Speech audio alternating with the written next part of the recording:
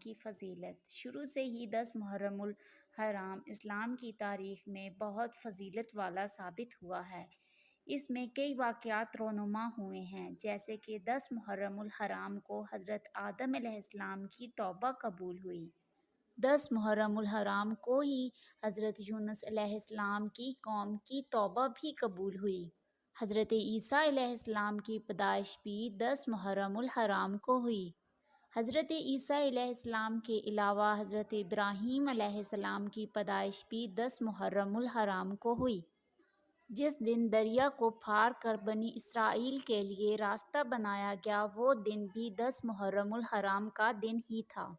10 محرم الحرام کو حضرت یوسف علیہ السلام کو قید خانے سے رہائی ملی۔